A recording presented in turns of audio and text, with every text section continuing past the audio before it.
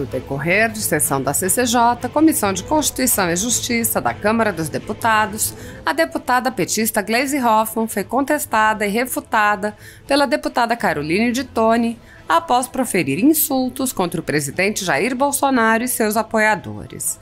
Após Gleisi afirmar que o presidente Jair Bolsonaro será escorraçado e mencionar a possibilidade de impeachment, Caroline frisou: quem vai ficar na lata do lixo da história não é o presidente Bolsonaro, porque quem fez o maior esquema de corrupção do mundo foi o PT.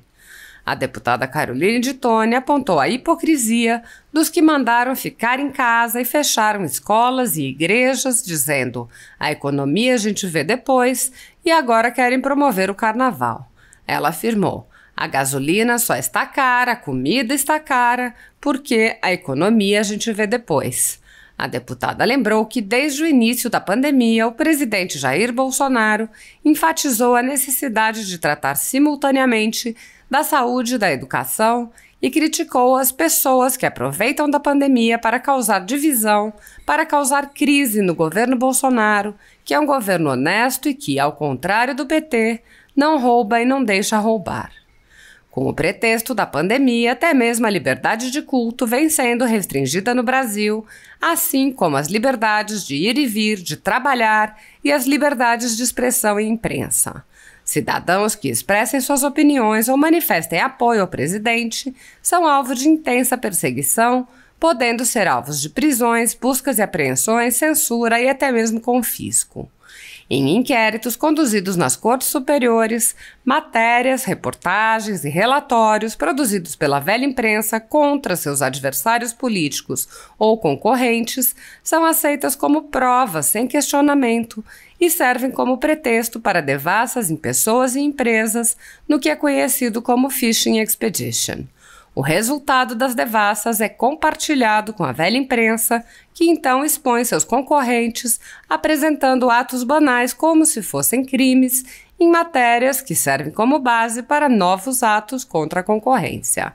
Em uma decisão monocrática em um inquérito administrativo, o ex-corregedor do Tribunal Superior Eleitoral, Luiz Felipe Salomão, mandou confiscar a renda de sites e canais conservadores para impedir suas atividades, com o respaldo e aplauso do ministro do STF, Luiz Roberto Barroso, que é presidente do TSE.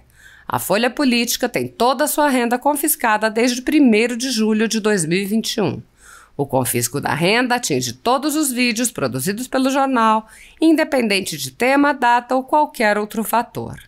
Se você apoia o trabalho da Folha Política e pode nos ajudar a manter o jornal, doe qualquer valor utilizando o QR Code que está visível na tela ou use o código Pix ajude@folhapolitica.org. Caso não utilize Pix, há a opção de transferência bancária para a conta da empresa Raposo Fernandes, disponível na descrição deste vídeo e no comentário fixado no topo. Com a sua ajuda, a Folha Política poderá se manter firme e continuar o seu trabalho. Pix ajude@folhapolitica.org. Assista. Governantes que não têm vergonha na cara, porque a fome não é um problema natural.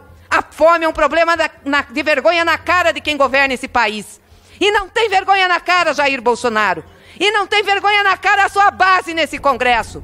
Porque se tivesse, nós estávamos discutindo isso. Não tem coisa mais prioritária. A pobreza só está aumentando. É por isso que vocês vão acabar na lata do lixo da história. E Jair Bolsonaro será escorraçado. Senão pelo impeachment que vocês não deixam, pelo voto do povo brasileiro. Passa a palavra à deputada Carol de Toni. Presidente, foi difícil de ter que ouvir esse discurso aqui do Partido dos Trabalhadores, da líder aqui do Partido dos Trabalhadores, que vem falar aqui da questão da fome, da questão...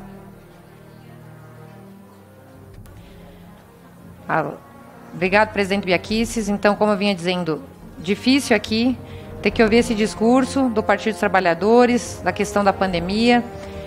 E a gente fica vendo o noticiário desse final de semana e vimos, presidente Biaquices, que os mesmos artistas que falavam para você ficar em casa, que falavam para você economia a gente vê depois, que deixaram as escolas brasileiras fechadas por maior tempo no mundo, foram as escolas brasileiras deixando as crianças fechadas em casa sem poder sair que prenderam pessoas na rua, não deixavam as pessoas ir às praias, às ruas, que fizeram a população perder o emprego, que impediram de ir à igreja, que impediram de ver a sua família. São as mesmas pessoas que agora querem comemorar carnaval, que estão se aglomerando em multidões sem máscara, são as mesmas pessoas que agora estão se aglomerando e fazendo tudo o contrário, uma baita de uma hipocrisia. Mas quem vai ficar, presidente Bia Kicis, na lata do lixo da história, como disse aqui a líder do PT, não é o presidente Bolsonaro. Porque quem fez o maior esquema de corrupção do mundo foi o PT. 42 bilhões da Petrobras, do Petrolão, que foi comprovado. A gasolina só está cara e a comida só está cara porque a economia a gente vê depois. E isso foi aplicado em escala mundial. E não é só no Brasil que a comida está cara e a gasolina está cara. Muitos dos governadores, como em Santa Catarina, estão ganhando dinheiro com ICMS e despejando dinheiro a rodo nos municípios. Infelizmente, essa é uma realidade. Pessoas que aproveitam na pandemia para causar divisão, para causar a crise no governo Bolsonaro, que é um governo honesto, que ao contrário do PT, não rouba e não deixa roubar. E aqui na CPMI do BNDES que tivemos aqui na Câmara, por exemplo, ficou comprovado que foram 500 bilhões que o BNDES deu em obras e que foram desviados. Palavras dos próprios gestores na época do BNDES. Então, presidente Bia Kicis, a gente tem que relacionar isso, esses malfeitos aqui do PT, porque é muita hipocrisia vir aqui nesta comissão falar exatamente o contrário. É óbvio que nos sensibiliza as pessoas que estão passando necessidade, mas o presidente Bolsonaro, desde o início, diagnosticou como profeta, como Messias, que profeta aqui, fazendo uma paráfrase, dizendo assim, além da saúde, nós temos a questão da economia. Nós não podemos deixar as pessoas desassistidas, porque senão nós vamos ter problema econômico. Dito e feito, é o que está acontecendo. Então, presidente Bia Kicis, muito obrigada. E com relação à PEC 18, nós vamos deixar para falar na discussão da proposta. Obrigada, deputada Carolina Detoni.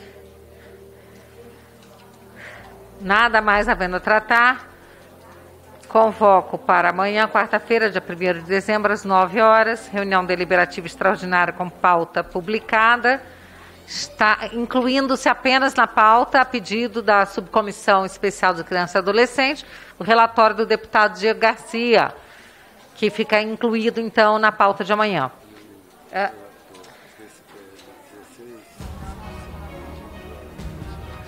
Informo também que o relator do PL 1655 de 2011, de autoria da deputada professora Dorinha, deputado Bilac Pinto, solicitou a retirada de pauta do projeto. Presidente, muito obrigado. Essa semana ocorreu um fórum jurídico em Lisboa, onde o ministro Dias Toffoli fez uma fala no seguinte sentido, abre aspas, nós já temos um semipresidencialismo com um controle de poder moderador que hoje é exercido pelo STF. Basta verificar todo esse período de pandemia. Essa fala do ministro Dias Toffoli, querendo dizer que nós vivemos um semipresidencialismo, é uma fala gravíssima, porque não é isso que está escrito na nossa Constituição. A Constituição Federal, ela é muito clara ao dizer que nós temos apenas 3 poderes na República: poder executivo, legislativo e judiciário, e que tais poderes, segundo o artigo 2º, são harmônicos e independentes entre si. São como se fosse um tripé, onde nenhum pode se avantajar sobre outro. É uma tripartição de poderes. Poder moderador só existiu no Brasil na época do Brasil Império. E esse poder nunca foi exercido por um dos 3 poderes. Havia um 4º poder na época do Brasil Imperial, segundo a Constituição de 1824, onde dizia que o poder moderador seria exercido por uma 4ª figura, que era a figura do imperador, uma pessoa equidistante que não estava num desses 3 poderes. No entanto, ao dizer isso, o ministro viola a Constituição Federal e bota em risco a democracia, presidente Peternelli, porque a função do Supremo Tribunal Federal é ser um tribunal constitucional e não um tribunal político. E não um tribunal que, como tem acontecido e há muito temos denunciado, está invadindo a competência do Legislativo legislando, invadindo a competência do Presidente da República, executando ou interferindo nas políticas públicas, como vem fazendo. E muito disso se deve à omissão desta Casa.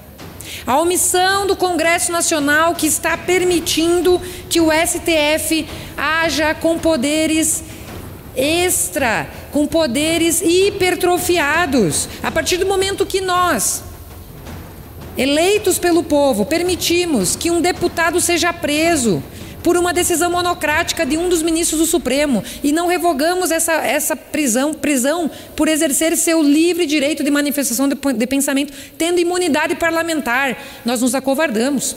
A partir do momento que o Senado Federal não exerce a sua função de tribunal daqueles ministros que estão usurpando competência e cometem potenciais crimes de responsabilidade, e isso não é apurado, não é julgado, o Senado Federal está se acovardando. Então, são muitas as ocasiões em que nós nos deixamos isso acontecer ao não limitar a ação do Supremo Tribunal Federal. Inclusive, nós deveríamos, Peternelli, estabelecer mandato para os ministros do Supremo. Mandato de 10 anos, como tem propostas nessa Casa. Porque eles são poderes nomeados. Agora, numa democracia representativa, onde todo o poder emana do povo e é exercido por seus representantes indiretos, nós que somos os poderes mais legítimos da República, que são o poder legislativo e executivo, que a cada 4 anos temos que nos submeter à vontade popular, os ministros, ao contrário, são vitalícios. E isso está errado. E aí eles começam a ficar confortável, a extrapolar os demais poderes e nada acontece. Então nós temos que limitar, sim, a atuação do Poder Judiciário, que está se tornando, a partir do momento que foge das 4 linhas da Constituição, está se tornando cada dia mais um poder tirânico, opressivo, que está esmagando os demais poderes, desequilibrando a Constituição Federal, e a gente não pode permitir que isso aconteça, uma ditadura do Poder Judiciário. É por isso que nós rejeitamos, repugnamos esta fala do ministro Dias Toffoli e também ontem do Michel Temer, que também falou a mesma coisa, que nós seríamos um semipresidencialismo, porque a nossa Constituição não disse isso. E eu queria saber se alguém do povo foi consultado sobre isso, porque temos que respeitar a Constituição Federal. Então, Peternelli, muito obrigado por esse tempo. Povo brasileiro, nós estamos atentos ao que está acontecendo e no que depender da gente, vamos limitar sim a atuação do STF. Muito obrigado. Deputado Coronel Crisóstomo.